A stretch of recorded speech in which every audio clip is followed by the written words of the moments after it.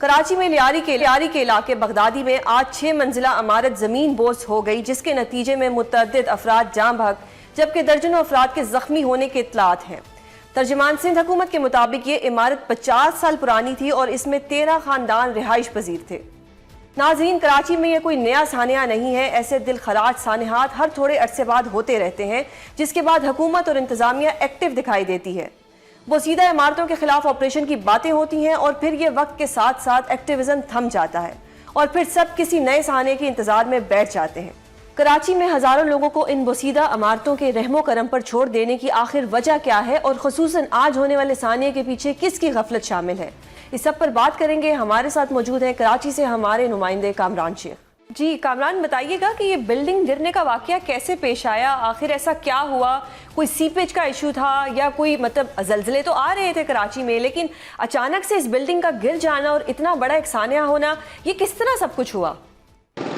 देखिए, कराची में इस तरह के मुतअद्दिद वाक़यात पहले भी हुए हैं और अब ये वाली बिल्डिंग से मुतालिक मैं आपको बताऊं, ये लियारी का इलाका है, आर्ट चौक बगदादी कहलाता है, जहां पर ये बिल्डिंग मुनादिम हुई है। ये ग्राउंड प्लस 5 इमारत ये बनी हुई थी और अब से कुछ एक हफ्ते पहले जहां कराची में जब मानसून बरसात हुई तो उसकी वजह से काफ़ी जो इमारतें हैं उनमें दरार पड़ गई थी। जिस इमारत की हम बात कर रहे हैं, जिसमें आज ये अफसोसनाक वाक़या पेश आया है, इस इमारत को साल 2022 में मखदूश करार दिया गया था और मखदूश करार देते हुए सिंध बिल्डिंग कंट्रोल अथॉरिटी ने बाकायदा नोटिस जारी किया था कि इस इमारत को खाली कराया जाए। लेकिन हैरत अंगेज़ बात यह है कि साल 2022 से आज हम 2025 में मौजूद हैं, 3 साल से इस इमारत को खाली नहीं कराया जा सका। आखिरी रिमाइंडर और नोटिस SBCA के मुताबिक 2 जून को इस बिल्डिंग के लोगों को दिया गया था कि इस इमारत को खाली कराया जाए, ये किसी भी वक्त खतरनाक हो सकती है। ज़िला साउथ की तकरीबन 528 इमारतें ऐसी हैं जिनको खतरनाक डिक्लेयर किया गया है, जिनको नोटिस जारी हुए हैं, लेकिन अभी तक उन्हें मुनहदिम नहीं किया गया।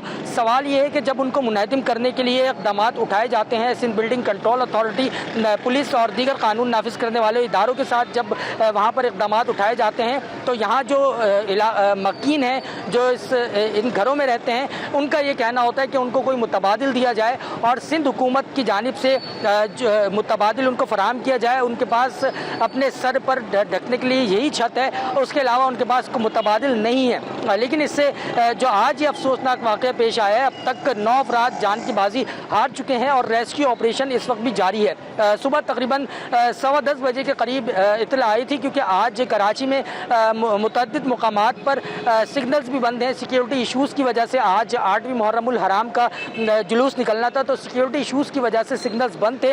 इस वजह से जब इमारत के गिरने की इत्तलात आई तो यहाँ पर रेस्क्यू इदारे, जिसमें रेस्क्यू 1112, छिपा और एदी समेत फायर ब्रिगेड और दीगर आला हुक्काम भी यहाँ पर पहुँचे। रेस्क्यू रज़ाकार भी यहाँ पर पहुँचे हैं और उन्होंने इस इमारत में रेस्क्यू ऑपरेशन शुरू किया और ऑपरेशन के दौरान सबसे ज़्यादा मुश्किल का सामना उस वक्त करना पड़ा कि जब यहाँ पर मशीनरी को लाने में प्रॉब्लम का सामना हुआ। इस वक्त मेरा पस मंज़र देखा जा सकता है कि मैं उस इमारत से ख़ासे फासले पे मौजूद हूँ, क्योंकि जिस जगह पर जाए वक़ुआ है, यहाँ से तकरीबन आधा किलोमीटर के फासले पर वो जाए वक़ुआ है, लेकिन तंग और छोटी गलियाँ होने की वजह से वहाँ गाड़ियों का जाना दुशवार है। वहाँ ट्रैफिक जाम भी एक मामूल हिस्सा है। जो लियारी का खास तौर पर जो ओल्ड सिटी एरियाज़ की गलियां हैं, यहाँ पर तंग और छोटी गलियों की वजह से मुश्किलात का सामना रहता है। इससे कबल भी यहाँ पर जब आग लगने के वाक़यात पेश आए तो हमने ये देखा कि जो गाड़ियाँ थीं, जो ख़ास तौर पर रेस्क्यू की गाड़ियाँ होती हैं, उनको जाने में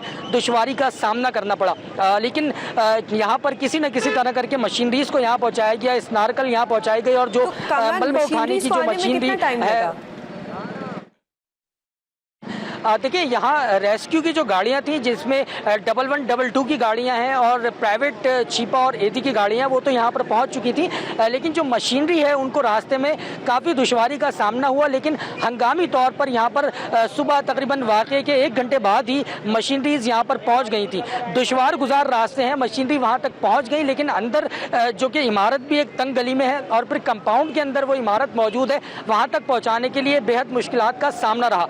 अब जबकि वहाँ पर मशीनरीज को पहुंचा दिया गया है और वहां पर रेस्क्यू ऑपरेशन किया जा रहा है। सारा दिन यह रेस्क्यू ऑपरेशन किया जाता रहा क्योंकि ये एक चैलेंज होता है इंतजामिया के लिए भी, रजाकारों के लिए भी, और वो इदारे जो कि रेस्क्यू ऑपरेशन करते हैं उनके लिए किसी चैलेंज से कम नहीं होता कि एक इमारत गिरी हुई है, उसके मलबे तले लोग दबे हुए हैं और उस मलबे तले चेंज होती है। अभी जो रिपोर्ट्स है वो यही है कि 24 से 25 अफराद मलबे तले दबे हुए हैं। क्या मजीद कुछ लोगों को रेस्क्यू किया गया है या नहीं, अभी भी ऑपरेशन जारी है? देखिए, ऑपरेशन इस वक्त भी जारी है क्योंकि अंधेरा हो चुका है। ऑपरेशन के लिए लाइट का बंदोबस्त किया गया है, इस वक्त भी ऑपरेशन किया जा रहा है। तकरीबन 20 से ज़ायद अफराद हमें ये बताए गए हैं एक मोहतात अंदाजे के मुताबिक, क्योंकि यहाँ पर फैमिलीज़ रिहाइश पजीर थी, ख़ानदान रहते थे। तो जो मलबे तले दबे हुए लोग हैं उनसे मुताल्लिक खदशा ज़ाहिर किया जा रहा है कि 20 से ज़ायद उनकी तादाद हो सकती है। 7 अफराद को, ज़ख्मियों को रेस्क्यू करके बचाया गया था, जिसमें से एक खातून जो कि जिन्ना हॉस्पिटल पहुँची, उन्होंने वहाँ पहुँच कर दम तोड़ दिया था, क्योंकि अब भी 20 से ज़ायद अफराद के मलबे तले दबे होने की इत्तलात हैं और रेस्क्यू ऑपरेशन जारी है। ऑपरेशन बहुत एहतियात से किया जा रहा है। जिस तरह आपने बताया कि इनको सिंध बिल्डिंग अथॉरिटी ने नोटिस भी दिया, इनको कहा भी गया, ये लोग नहीं जा रहे थे, ये डिमांड कर रहे थे कि हुकूमत हमें कोई इसका सब्सटीट्यूट दे, लेकिन एक सानिया हो गया, जाने चली गई, जो कि पाकिस्तान में मामूल बनता जा रहा है कि आए दिन कोई ना कोई ऐसा हादसा हो जाता है, खासतौर पर कराची में। देखिए, जिम्मेदारान का अगर तयन किया जाए तो इसमें जो कराची का सिस्टम माफिया है, जो कराची की बिल्डर माफिया है, वो इसके ऐन जिम्मेदार हैं।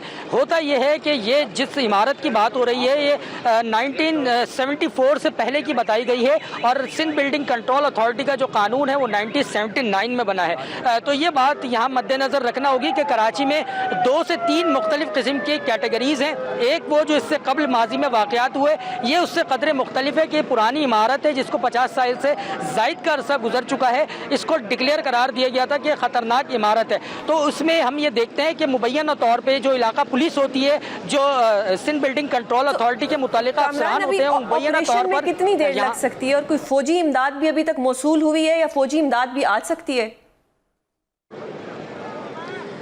देखिए, ऑपरेशन का वक्त का तयन करना भी कबल अज़ वक्त इसलिए होगा कि पाकिस्तान रेंजर सिंध यहाँ पर उनके जवान भी मौजूद हैं। जिस तरह रेस्क्यू वहाँ पर मलबा पड़ा हुआ है, उस मलबे को साफ़ करना मुमकिन नहीं लग रहा है कि आज रात गए भी ये काम मुकम्मल हो सकेगा। ये जो वहाँ पर मौजूद रेस्क्यू हुकाम है, जो रज़ाकार हैं, उनसे जब हमारी बात हुई तो उन्होंने यही कहा कि एक कठिन मरहला है, इसको ऑपरेशन ये लगता है कि इसको शायद कल भी जारी रखना पड़े। मुश्किल होगा कि आज ये मलबा हटाया जा सके, क्योंकि सबसे इम्पॉर्टेंट बात यह है कि सिंध हुकूमत ने इसका नोटिस लिया है। वज़ीर बल्दियात जो है सईद गनी, उन्होंने भी नोटिस लिया है और साथ ही साथ ये कहा है कि जो भी यहाँ पर सबसे पहले इंसानी जान को बचाया जाए और जो लोग यहाँ पर मलबे तले दबे हुए हैं उनको रेस्क्यू किया जाए। तो ऑपरेशन को साथ वाली बिल्डिंग्स हैं उनको खाली करा लिया गया होगा। जाहिर बात है सिचुएशन ऐसी है, खुदा ना खास्ता उन बिल्डिंग्स में भी कोई ना कोई हादसा पेश आ सकता है, तो वो लोग अब कहाँ गए? उनको भी बेयारो मददगार छोड़ दिया गया है या उनको भी कोई जगह प्रोवाइड की गई है जहां वो रात गुजार सके? देखिए, बिल्कुल जो इतराफ़ की जो इमारतें थी, जिसमें उसके बैक साइड पर एक बिल्डिंग थी, उसमें भी दरारें पड़ गई थी। एक इमारत का सीना गिर गया, जो वहाँ से सीढ़ियाँ, उसमें जीना था वो उसका गिर गया था। तो वहाँ जो लोग मौजूद थे उनको वहाँ से फौरी तौर पर कहा गया कि आप फ़ौरन यहाँ से मूव हों, और फिर जो लोग वहाँ फंस गए थे, मैसूर हो गए थे, उनको भी फौरी तौर पर निकाला गया, स्नार्कल के ज़रिए निकाला गया। उन लोगों को, तमाम जानों को बचाया गया है और उनसे ये कहा गया है कि फौरी तौर पर हंगामी बुनियादों पर वो अपना बंदोबस्त करें। फौरी तौर पर सिंध गवर्नमेंट ने इस हवाले से कोई इक़दाम तो नहीं कर सके हैं, क्योंकि हंगामी बुनियादों पर यह इक़दाम करना एक मुश्किल मरहला होता। तो जो लोग इतराफ़ के रिहाइश पजीर थे उनसे खाली कराकर उनको ये पैगाम दिया है कि वो अपने लिए फौरी तौर पर अभी हंगामी बुनियाद पर कोई इंतज़ाम करें। लेकिन इस हवाले से जो इस तरह की इमारतें हैं, जो लोग मुतासिर होते हैं, जिनकी इमारतें इस तरह से मुतासिर होती हैं, तो उनके लिए किसी न किसी मुतबादिल के हवाले से हिकमत अमली सिंध हुकूमत के मुताबिक के आइंदा बनाई जाएगी। माजी में भी इस पे काम हुआ है,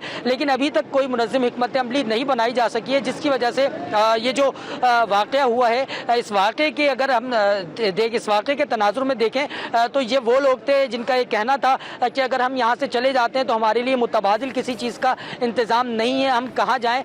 लेकिन इंसानी जानों का ज़िया हुआ, जो कि सबसे ख़तरनाक बात है। तो उसमें जो सिंध हुकूमत है इस हवाले से कोई ना कोई हिकमत अमली। आपने देखा कि किस तरह से कराची में एक वाक़या पेश आया,